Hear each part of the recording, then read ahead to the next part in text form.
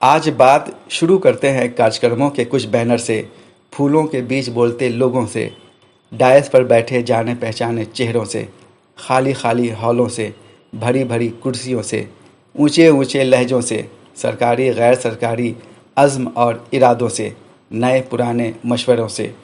ये सभी जुड़े हैं उर्दू से, उर्दू की तरक्की से।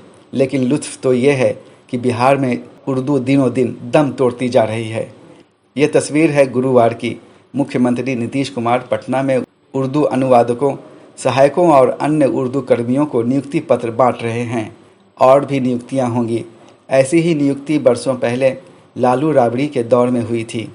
नियुक्ति पत्र बांटते हुए नीतीश कुमार ने कहा कि उनकी सरकार उर्दू को बढ़ावा दे रही है।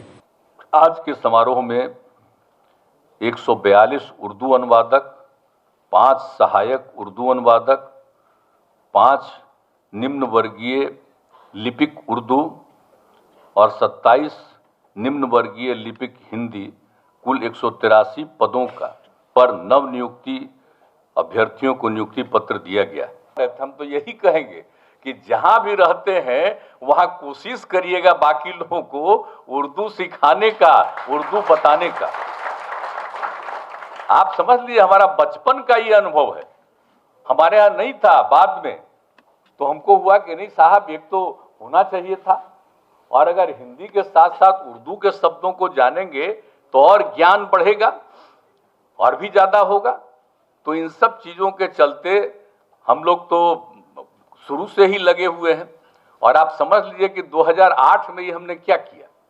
2008 में ही हमने तय किया कि भाई जितना भी स्कूल सब जो है उन सभी जगहों पर इनकी भी बहाली होनी चाहिए, उर्दू के लिए भी सब लोगों को। ताकि यही नहीं कि जो उर्दू पढ़ रहे हैं और उसके लिए उर्दू शिक्षकों की बहाली हो तो है ही, लेकिन उसके अलावे भी जो माध्यमिक विद्यालय उसमें भी एकदम कर दीजिए, ताकि जो दूसरे लोग हैं उनको एक इच्छा हो जाएगी। और जब उर्दू भी जानने लगेंगे तो सबका ज्ञान बढ़ जाएगा और उससे से ज्यादा वो हर शब्दों की जानकारी उनको हो जाएगी, हर चीज को वो जानेंगे। लेकिन क्या सच्चाई वाकई इतनी हसीन है?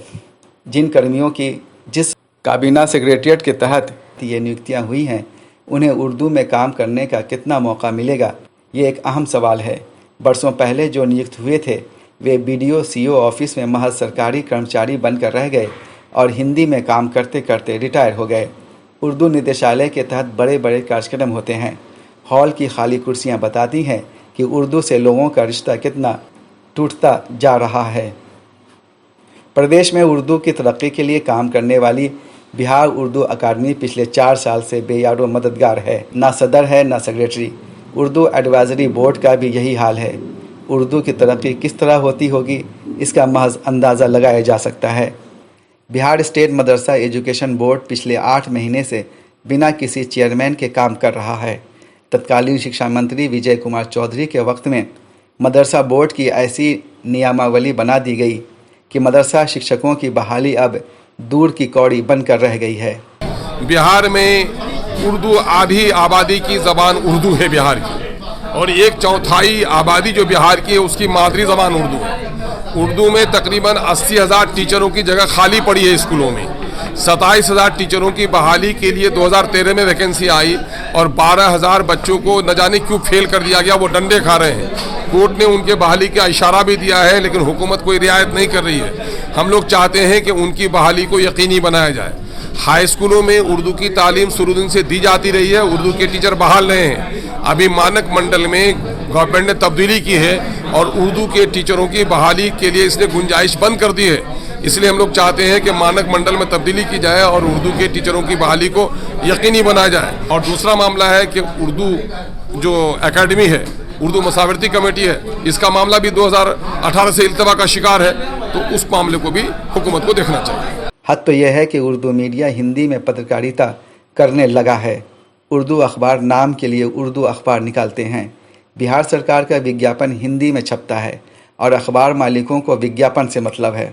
JDU MLC खालिद अनवर खुद एक उर्दू पत्रकार हैं और सरकार में हैं।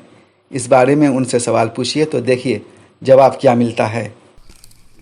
वो है ना एक शेर कि किस दहाने पे न जाने आ खड़ी है ज़िंदगी, एक तरफ गहरा समुंदर एक तरफ खाई का डर। तो मैं उर्दू अखबार के ख़िलाफ़ नहीं बोल सकता, और सरकार मेरी है तो मैं क्या कहूँ। ये उर्दू अखबार वाले क्यों हिंदी में छाप रहे, पूछिए उन्हीं से, मुझसे छोड़ दीजिए भाई, माफ़ कीजिए।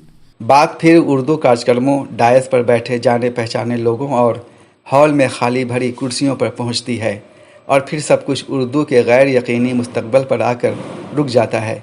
सरकार पत्तियों पर छिड़काव कर रही है और मंत्री से लेकर संतरी वाहवाही में मसरूफ़ हैं।